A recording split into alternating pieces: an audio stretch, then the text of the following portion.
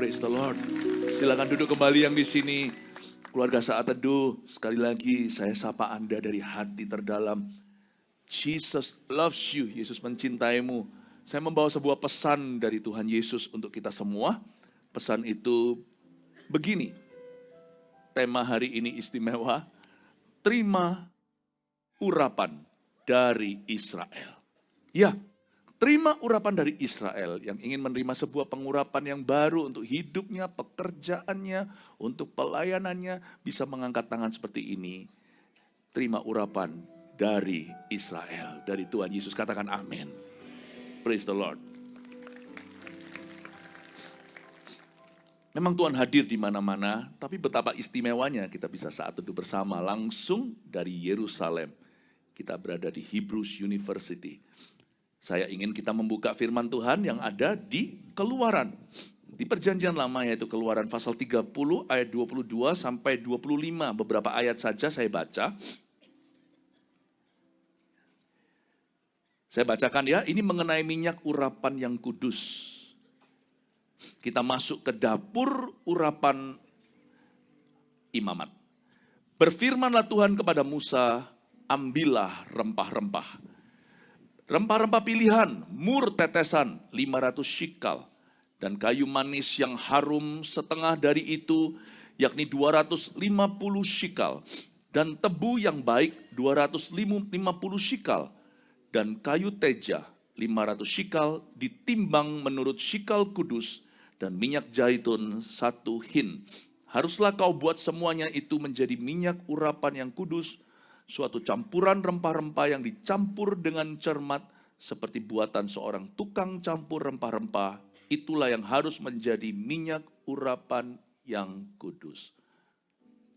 Tidak ada yang keramat dengan bahan-bahan atau materinya. Tetapi saya percaya Tuhan tidak pernah iseng memilih bahan. Hari itu Tuhan menghendaki minyak urapan tidak dibuat sekehendak hati.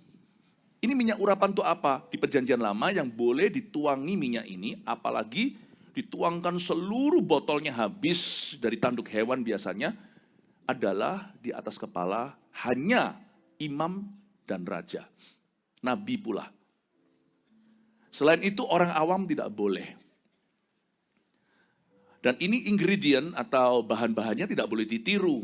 Seperti zaman dulu misalnya di kebudayaan tertentu, di zaman raja-raja di seluruh dunia. Yang boleh pakai pakaian warna kuning hanyalah Huangsang, hanyalah Baginda. Atau pakaian ungu misalnya, jubah ungu. Itu nggak diperjualbelikan. Hari ini mungkin mobil-mobil tertentu itu pesan khusus. Warna loreng-loreng hanya untuk tentara, untuk angkatan laut, biru-biru laut. Ini ingredient tidak boleh dicontoh. Tidak untuk diperjualbelikan. Bukan karena itu lebih keramat. Sebab di dalam sini ada bahan-bahan yang sifatnya sederhana seperti tebu. Tebu itu kan bahan murahan. Tapi campuran ini tidak boleh ditiru. Ini adalah minyak yang dikhususkan untuk melantik raja. Raja Daud juga dapat begini. Raja Saul pula. Apa maksud Allah di balik ini semuanya? Yang pasti ya, sekalipun diperjualbelikan, gak apa-apa sih dari Israel sini bawa pulang oleh-oleh. Ini minyak urapan. Tapi tergantung itu di tangan siapa. Itu bisa aja jadi minyak biasa. Saya pernah dahulu kala waktu pelayanan di sebuah desa. Saya memulai pelayanan saya itu ke desa-desa loh. Waktu itu ada orang sakit terbaring di ranjang. Lumpuh atau apa saya agak lupa. Tapi saya ingat dia nggak bisa berjalan. Dia sudah nggak bisa berjalan. Saya tanya ada bawa minyak enggak? Nggak ada. Mana mungkin saya ke Israel dulu. Itu di desa. Lalu dibawa ke sini kami hanya ada minyak goreng. Minyak goreng pun jadi. Saya pakai minyak goreng saya oleskan di dahi orang itu. Minyak goreng ini. Orangnya tetap jalan. Dan dia bangkit. Disembuhkan dari kelumpuhan. Kasih tepuk tangan untuk Tuhan. Tuhan tidak mau kita beriman pada barang. Janganlah kita itu taruh percaya pada benda. Kita itu harusnya justru mencari signifikannya apa. Waktu saya baca ayat-ayat ini, Sekalipun boleh saja kita beli minyak urapan, malah saya anjurkan ya kan kenang-kenangan dari Israel kalau ada yang pulang nanti dari sini. Oke sih, oke.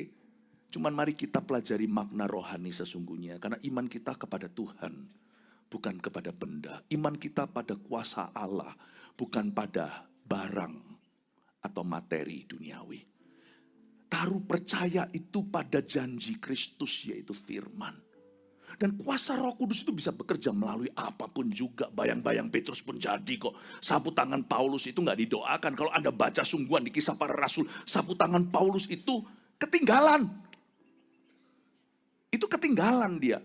Dia cari mana ya sapu tanganku. Tapi karena Paulus sudah pergi meninggalkan kota, dia ambil aja sapu tangan itu, kasih orang-orang sakit. Karena zaman itu belum ada internet, belum ada online, belum ada ini video call. Jadi dia pakai itu, dikenakan orang-orang yang kerasukan, setannya pergi. Lalu menempel ke tubuh orang yang sakit, penyakitnya dilenyapkan. Bukan karena Paulus sakti, tapi Paulus menyandang sebuah ministry. Pesannya itu jelas, bahwa Yesus adalah Mesias. Dan Yesus masih menyembuhkan. Jadi jangan taruh iman pada sebuah benda. Tetapi taruhlah pada maknanya. Nah, maknanya apa? Saya ingin sekali menjelaskan urapan itu apa sih? Urapan itu gini, urapan itu sebuah arus. It's a divine stream. Roh Kudus seringkali digambarkan di dalam Alkitab sebagai angin dan sebagainya, tapi paling sering sebagai apa? Sebagai aliran sungai. Kemarin saya sempat waktu kita lagi makan di sini di Yerusalem, waktu itu saya bicara dengan kru dan dengan beberapa partner-partner yang ada. Lalu saya sharingkan bagaimana dulu waktu umur 6 tahun saya disembuhkan. Saya itu disembuhkan lewat sebuah aliran listrik yang mengena ke tubuh saya waktu saya umur 6 di jalanan loh. Bukan di dalam sebuah kebaktian kesembuhan. Karena mama saya, ibu saya berdoa ribuan mil jauhnya di Indonesia. Saya berada di Taiwan. Karena sekolah juga karena harus bolak-balik ke rumah sakit di situ. Tahu apa yang terjadi? Tidak ada awan, tidak ada badai, itu bukan setrum sungguhan, itu supranatural. Ada sebuah arus, setrumnya itu voltase besar, tapi saya nggak mati, malah justru damai sejahtera. Rasa seperti hangat, kadang rasa seperti sejuk, itu bisa naik turun. Anak umur 6 tidak mengada-ngada. Atas bawah, turun, naik, turun, seluruh tulang saya lurus. Dulu kaki saya agak bengkok, perlu pakai sepatu polio itu. Umur 6 tidak bisa mengeja nama Philip Mantova.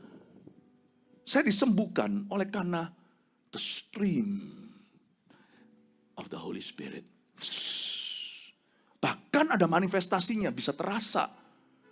Tuhan itu bukan teori, meskipun jangan kita mencari-cari pengalaman, kita nggak perlu bergantung perasaan, tapi Tuhan yang menciptakan perasaan dan emosi kita itu juga datang dalam hidup kita dengan 1001 rasa. Yang penting kebenaran kita tangkap. Kita boleh punya pengalaman dengan Tuhan. Saya sembuh. Urapan itu apa? Urapan itu bukan hanya untuk kesembuhan Bapak Ibu. Urapan itu adalah kemampuan. Urapan itu ability, supernatural ability. Kemampuan supranatural yang Tuhan berikan pada kita karena kita dijamah Roh Kudus. Kita dipenuhi Roh Kudus agar supaya kita berhasil dalam apa yang Tuhan perintahkan untuk kita lakukan. Atau dalam tugas-tugas kita. Seorang nabi perlu diurapi. Yunus itu urapannya jelas sekali. Seluruh negeri Niniwe itu bertobat. Bayangkan Niniwe yang berada di daerah Iran, Irak. Itu bertobat terima Tuhan. Bagaimana satu khotbah bisa menobatkan seluruh bumi saat itu? Negara adikuasa. Kalau bukan urapan itu bukan gagah perkasa. Buktinya Yunus membangkang kok. Nggak semerta-merta dia diurapi berarti dia otomatis nurut. Makanya nanti saya akan jelaskan dari bahan-bahan urapan ini bahwa kita perlu nurut sama Tuhan, perlu taat dan setia agar urapan kita meningkat. Yunus pun diproses Allah, tapi urapannya dahsyat. Wow! Supaya kita berhasil melakukan tugas kita, bukan hanya sebagai pengkhotbah. Kalau Anda baca Nehemia membangun tembok Yerusalem ini pada waktu runtuh. Dia itu seorang bartender, dia bukan seorang pendeta. Esra lain cerita, dia imam. Tapi kalau Nehemia itu bangun tembok. Apa? Dia ngerti apa soal arsitektur? soal struktur. Dia itu tukang campur minuman. Dia tahu bagaimana membuat martini. Dia tahu gimana membuat Bloody Mary. Dia tahu gimana membuat mojito. Tapi bagaimana membuat tembok, itu kalau enggak urapan yang sama atas Aholiab. Aholiab dikasih kuasa untuk bisa membuat ukir-ukiran untuk tabut perjanjian dan semua perabotan bait, kemah pertemuan. Ini orang punya artistik, bukan sekedar bisa melukis. Lukisannya itu bisa buat orang nangis, itu lain, itu urapan, itu sudah bukan lagi talenta. Nehemia, siapa lagi? Banyak sekali yang diurapi. Daud kalau nggak diurapi mana bisa bunuh Goliat. Dia sendiri nggak pasti ambil batu 5 dari kali, cuman batu pertama langsung kena ke dahi. Coba bayangkan. Bagaimana itu tentara-tentara Daud, satu orang ayunkan tombak 600 mati. Kadang-kadang saya pikir kok orang yang belajar bela diri tahu gimana bisa melawan ratusan orang nggak dikepruk dari belakang. Kok bisa Simpson itu merobek rahang singa ketika dia dimusuhi oleh satu binatang yang alamiah puluhan atau ratusan kali lebih kuat dari seorang manusia yang paling gagah. Dirobek, dicapik-capik, segampang membunuh seekor anak domba. Singa jadi lem chop hari itu. Lalu habis itu ada madunya lagi. Yang dia bunuh gak busuk, malah justru jadi manis dan bergizi. Itu kalau gak urapan. Urapan bukan hanya memampukan. Urapan itu juga memberikan kepada kita keberhasilan yang sifatnya kekal. Jadi kalau kita cuma hanya mau berhasil di dunia, semata-mata pintar atau punya banyak koneksi dan modal, cukup. Tapi kalau kita mau ada nilai kekal, apa yang kita kerjakan itu, jiwa-jiwa bertobat. Lewat perusahaan kita, pekerjaan kita, banyak orang dipulihkan. Bukan hanya sukses secara profitnya, jikalau di bidang usaha. Bukan hanya pinter nyanyi, tapi orang akan terngiang-ngiang lagu itu akan menyelamatkan seseorang dari bunuh diri. Bukan hanya cipta lagu, menggubahnya untuk komersil agar laku. Tetapi lagu itu berbicara dalam kehidupan orang, itu bukan gagah perkasa. Jikalau Anda ingin apapun yang Anda jamah itu akan Tuhan pakai untuk mengubah nasib manusia secara kekal. Nggak cukup pintar. Kita harus mendekat sama Kristus dan minta urapannya. Coba sekarang saya jelaskan satu-satu. Siap ambil catatan kali ini dari Yerusalem. Saya nggak mau tanggung kasih 3 poin sederhana. Kali ini poinku tidak sederhana. Saya kasih 5 nanti ya. Sebab memang ada 5 ingredient, ada 5 bumbu di sini. Nomor 1. Berfirmanlah Tuhan kepada Musa. Are you ready? Ambillah rempah-rempah pilihan. Oke, apa saja? Pertama, mur tetesan 500 shikal. Katakan mur. Mur ini bukan baut ya. Bukan yang diputer-puter itu. Bukan ini. Mur ini yang untuk masuk. Mur ini adalah cainan. Mur di sini adalah sebuah bahan antiseptik. Menurut saya apapun yang antiseptik kalau ditaruh di lidah kita akan rasanya pahit. Tuhan izinkan hal-hal pahit dalam hidup kita untuk memproses kita. Itu jangan curiga. Itu karena Allah ingin mengurapi Anda. Baru kemarin pada waktu di Bethlehem saya bicara keluarga saat teduh dengan Gereja Mawar Sharon yang di sini bersama dengan kami. Saya ajarkan bahwa yang namanya kematian daging itu gak bisa dihindari. Mur, ini bicara tentang kematian daging.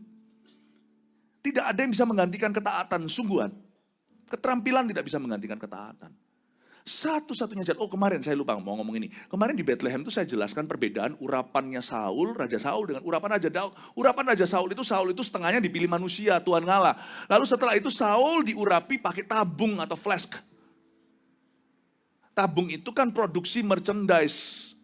Itu buatan tangan manusia, tetapi kalau lewat tanduk itu dikosongi tengahnya, diisi minyak, dituangkan ke Daud, bocah anak gembala itu. Masih umur belasan belia, dituangkan habis sampai mengalir ke bawah. Tanduk itu berarti harus ada hewan yang disacrifice atau dikorbankan. Urapan Daud kenapa beda sama Saul? Kenapa Daud langgeng sama Tuhan? Hubungan Daud dihiasi dengan kematian, kedagingan. Sekalipun Daud pernah jatuh dalam dosa, dia bertobat sekalipun dia raja, Sekalipun dia orang yang berkenan sama Allah, malah justru karena Allah berkenan samanya, malah diproses sama Tuhan. Anak mana yang dibiarkan? Anak gampang berarti. Kalau anak asli pasti disesah oleh ayahnya sendiri ketika salah. Urapan Daud itu dari kematian daging. Urapan Saul happy ya. Asiknya rame-rame, dipilih bersama. Urapan Daud itu lewat proses ilahi. Janganlah keberatan kalau diproses sama Tuhan. Itu berarti bisnis yang Anda jalankan kalau mengalami geronjalan. Evaluasi kalau salah sendiri, cepat bertobat dan berubah arah. Tetapi jikalau Anda lakukan semua yang benar tetap diproses oleh Allah, biarkan. Berarti usaha Anda yang Anda jalankan itu akan diturunkan ke anak cucu. Apapun juga yang diisi sama mur, itu diurapi. Dan apapun yang diurapi, tahan lama. Jikalau hidupmu diproses oleh Allah, jangan serta-merta lekas saja, mentang-mentang bisa nyanyi, mentang-mentang bisa tampil. Kita datang ke gereja langsung mau tampil, kita langsung mau mimpin, kita langsung mau di atas. Enggak tentu. Prosesnya panjang. Saya pun enggak langsung khotbah. Sejarah pelayanan saya itu diproses lama sama Roh Kudus. 8 tahun pertama perjalanan hidupku, not preaching at all almost. Gulung-gulung kabel pelayanan saya di gereja, termasuk yang di belakang ini enggak masuk kamera. Don't worry, kalau hidupmu serasa pahit enggak kemana-mana, asal kau berserah. Tuhan sedang mencampur mur, enggak tanggung loh ya. Banyak loh murnya, 500 shikal. Saya enggak tahu itu berapa, nanti saya tanya tour guide saya. Tapi 500 shikal itu banyak.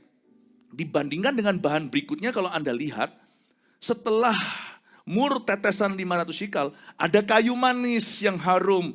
Tapi kayu manis cukup setengah dari itu, yaitu 250.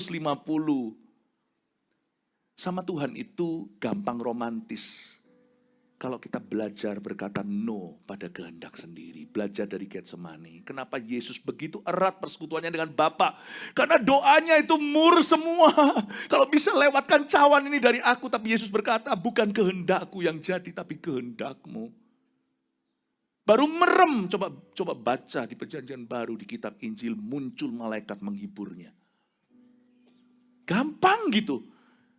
Siapa yang mau minum mur 500 shikal, tidak marah sama Tuhan, mau diproses sama tangan Allah. Telepon sama Tuhan Yesus tidak internasional, tidak interlokal. Local call only. Dekat sama Tuhan tuh gampang. Gak usah SKSP, sok kenal, sok dekat, SKSD. Gak usah. Cukup taat. Belajar untuk mendahulukan kehendaknya, bukan kehendakmu. Merem saja berkata Yesus. Yesus langsung di situ. Doaku kenapa susah dijawab? Bukan karena saya kurang worthy. Siapa sih di antara kita yang layak dijawab oleh Tuhan? Siapa sih di antara kita itu yang layak masuk hadiratnya? Enggak. Tapi kalau kita berserah sama Tuhan, hati kita itu mau ditekuk sama Roh Kudus. Sungguh loh, doa itu gak susah dijawab. Aku tidak jauh dari kamu. Apakah tanganku terlalu pendek untuk menjangkaumu? Telingaku tuli, tidak bisa mendengar. Yang memisahkanmu dengan aku, kata Tuhan di kitab Yesaya 59, adalah dosamu dan pemberontakanmu. Andai kita minum mur, jangan lewatkan cawan itu. Merem saja, gak perlu banyak bicara. Ada orang berkhotbah 5 jam, dunia tidak berubah. Satu orang pun tidak berubah. Ada seperti Yunus yang akhirnya mau nurut juga. Buka mulut satu kata, satu negeri bertekuk lutut. Bedanya di mana? 250 shikal. Kayu manis itu. Orang yang mau mati daging hidupnya akan punya hubungan yang romantis dengan Tuhan Yesus. Dimanapun orang itu berada, di situ ada hadirat Allah. Kita gak perlu seru-seru dan teriak-teriak seperti Nabi Baal yang jumlahnya 450 itu. Toreh-toreh dagingnya, mana Tuhanku? Gak perlu. One prayer will do. Kita gak perlu berteriak-teriak, urapi aku dengan urapan ganda. Kita gak perlu minta-minta hadirat Allah, sebab Allah kehadirannya tidak lagi perlu diminta-minta. Sebab Allah akan hadir di mana Anda berada. Where you are. Tuhan akan pergi bersama denganmu. Di mana ada orang itu, di situ ada berkat Allah. Tiba-tiba kita seperti tabut perjanjian yang berjalan, yang dititipkan di rumah Obed-Edom 3 bulan. Waktu tabut perjanjian itu ada di situ, rumah tangga Obed-Edom diberkati. Saya nggak ngerti persisnya apa, mungkin ada yang mandul, tiba-tiba dapat keturunan. Biasanya ada wabah, hasil cocok tanamnya, itu bisa panennya limpah ruah. Nggak ada satu ekor pun dombanya yang mati, sapi, lembu, bahkan ayam pun tidak ada yang kena wabah. Aneh ya, aneh sekali. Hanya karena ada orang yang taat pada Tuhan, di situ ada kayu manis selalu. Do you want to be that blessing? Maukah Anda menjadi berkat di mana Allah menempatkanmu? Angkat tangan kalau mau. Puji Tuhan, kasih tepuk tangan untuk Tuhan Yesus. Lalu setelah itu, setelah 250 shikal, ada pula ingredient bahan berikutnya, yaitu tebu yang baik juga 250 shikal. Karena saya mikir ya, saya kalau pergi ke Singapura gitu ya, pelayanan atau pas lagi liburan, di sana selalu ada air tebu murah, dulu $2, nggak tahu yang dari Singapura di sini berapa duit sekarang. Kan sesuai ya, air tebu itu. Kenapa pakai tebu sih? Mana ada raja yang bergengsi, ayo minumannya minum murahan, pasti buka minuman-minuman termahal yang tahun berapa, 1989. Mungkin anggur yang mahal. Atau bahkan minuman-minuman lain yang minuman-minuman lain yang tidak lumrah. Mana mungkin sih urapan atas nabi besar, urapan atas imam besar, urapan atas raja-raja besar termasuk Daud, kasih tebu. Kok kalah Tuhan sama ilah-ilah lain itu yang gila-gilaan, borjunya luar biasa. Tahu enggak Tuhan mau bicara apa? Urapan itu mengandung kerendahan hati soalnya. The more anointed you are, the simpler you will be. Makin diurapi makin simple. Makin simple, kebalik lagi, makin diurapi jadi lingkaran Tuhan bukan lingkaran setan. Telur ayam mana duluan? Ada telur, sebentar lagi keluar ayam. Ada ayam, pasti bertelur. Semakin simpel, semakin sederhana, semakin apa adanya, semakin diurapi oleh Allah. Makanya saya nggak percaya orang yang diurapi itu semakin kaya. Saya nggak percaya. Nggak percaya. Mungkin kita perlu untuk efisiensi waktu atau supaya efektif kita perlu fokus konsentrasi. Tapi seorang hamba Tuhan selalu akan dekat dengan umatnya. Saya mau beritahu ini, dan juga sama dengan bos-bos jikalau ada di sini. Semakin Anda diangkat tinggi, harus semakin low profile di hati. Kadang-kadang ada orang tertentu mau low profile juga nggak bisa, karena kondisi memaksa. Saya mengerti, mana mungkin kalau presiden sekalipun belusukan. Nggak mungkin bisa tanpa pas pampres atau pasukan pengawal. Karena kalau dia dalam bahaya, seluruh negerinya dalam bahaya. Bisa goncang ya kan? Saya paham. Sistem protokol itu mesti ada demi efisiensi. Tapi hati jangan begitu. Hati itu sederhana aja. Coba ngomong kanan kirinya termasuk keluarga saat itu di rumah, katakan sederhana aja bro. Kita jadi orang biasa aja bro. Amin Bapak Ibu. Kasih tepuk tangan untuk Tuhan Yesus.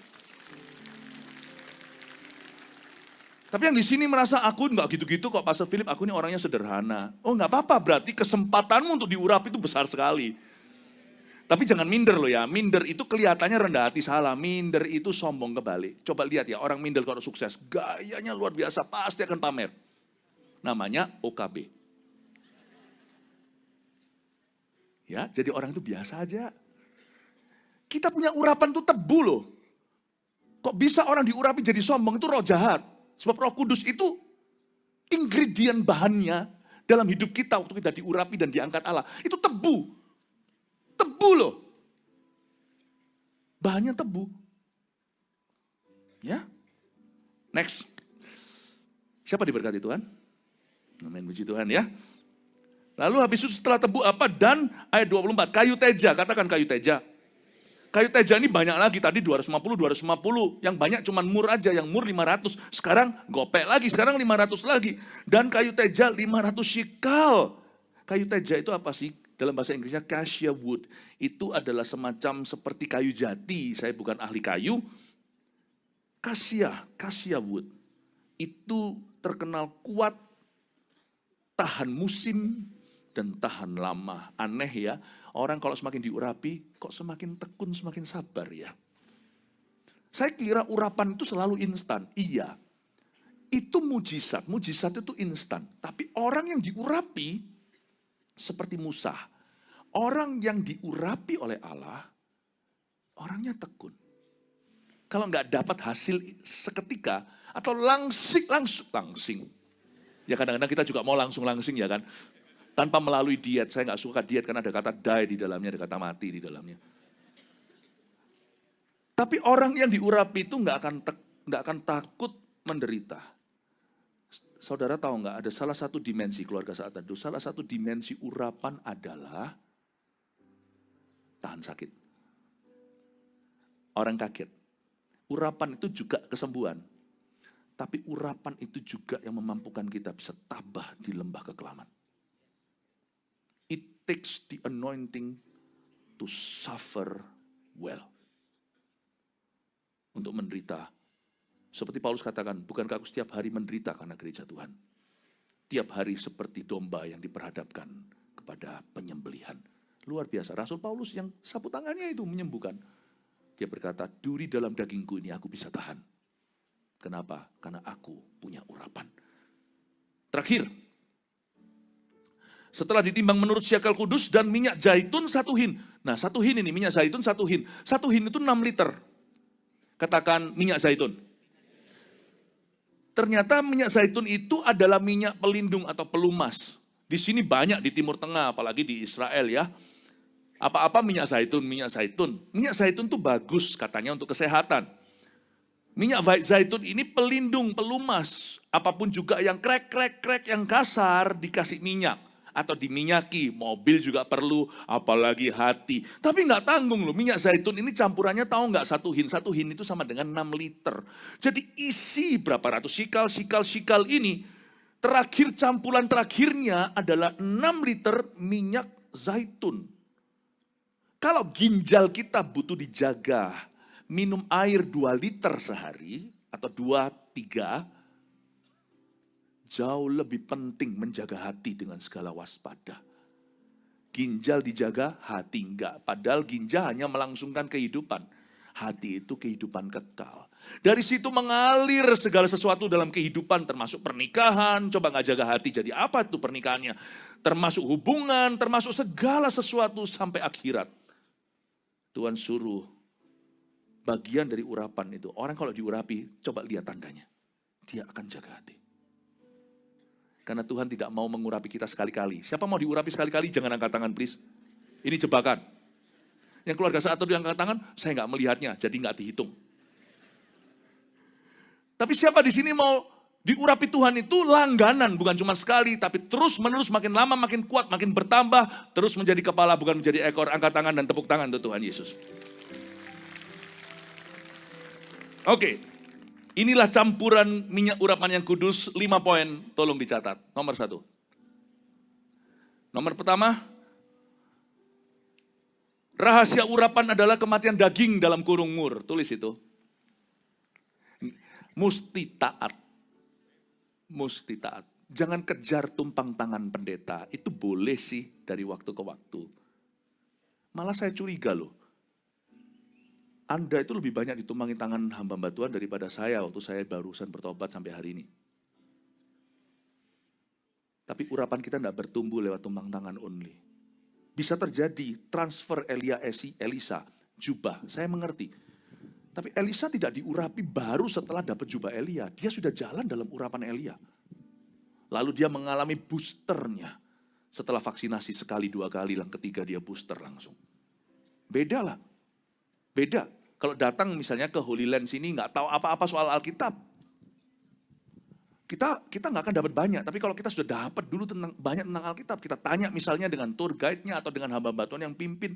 Pertanyaan-pertanyaan kita lebih tajam, lebih spesifik. Dapatnya banyak sekali. Banyak sekali. Janganlah merasa bahwa urapan kita itu diterima saat tumpang tangan saja. Urapan itu diterima dan terus menerus diberikan ketika kita terus jalan dalam satu ketaatan pada ketaatan. 2. Orang yang diurapi bawa hadirat yang manis. Ingatlah Anda adalah Anda adalah bukan hanya tanduk tadi yang mati dan menjadi tanduk urapan, tapi Anda dan saya adalah tabut perjanjian berjalan. Kita dititipkan Tuhan di Obed-Edom. Saya sama Tuhan dititipkan Tuhan bukan di Obed-Edom, di keluarga Mantova. Anda dititipkan di keluarga Anda sesuai marga. Anda dititipkan perusahaan Anda. Anda dititipkan di dekat Anda, di dalam CG, di cell group, connect group, di kelompok kecil, kelompok sel kita. Anda dititipkan oleh Tuhan. Jadilah berkat. Amin. Coba tekan kanan kirinya. Ayo kita jadi berkat. Orang yang diurapi bawa hadirat yang manis. 3. Semakin diurapi akan semakin rendah hati. Itu tebu. Yang kedua tadi kayu manis ya. Yang ketiga semakin diurapi akan semakin rendah hati. Amin. Kalau sudah diurapi Tuhan semakin diberkati, semakin dipakai Tuhan, buahnya semakin banyak hasilnya. Jangan lupa loh. Bahkan kalau kita hari ini membangkitkan orang mati, kita mulai dengan roh, jangan akhiri dengan daging. Kalau sampai orang mati bangkit waktu kita tumpang tangan, semakin mati daginglah, semakin kita itu harus merendah di hadapan Tuhan. Semakin Anda diberkati dengan materi, hati-hati. Karena uang bisa memabukkan. Jangan iri sama orang diberkati. Itu juga bentuk kebencian dan itu itu adalah jenis kesalahan. Tapi juga jangan merasa lebih gimana dari orang lain jikalau kita jauh lebih berada. Sama orang itu tidak boleh mendewakan. Sama orang juga tidak boleh menghina. Cukup satu aja, muliakan Tuhan dalam segala perkara. Berikan tepuk tangan untuk Tuhan. Yang keempat, sifat urapan ialah tekun dan tabah. Haleluya. Pulang dari sini, ada hal-hal yang terjadi instan. Tapi jikalau tidak, ayo kita hadapi bersama. Aku diurapi untuk tekun dan tabah. Aku akan berdoa hingga sesuatu terjadi. Aku akan terus setia sampai mati. 5, urapan harus dijaga dengan segenap hati. Ginjal 2 liter, hati 6 liter setiap hari. Jaga hati dengan segala waspada. Karena dari situ mengalir semua janji Allah. 5 poin ini terimalah urapan dari Tuhan Yesus langsung dari Yerusalem. Haleluya.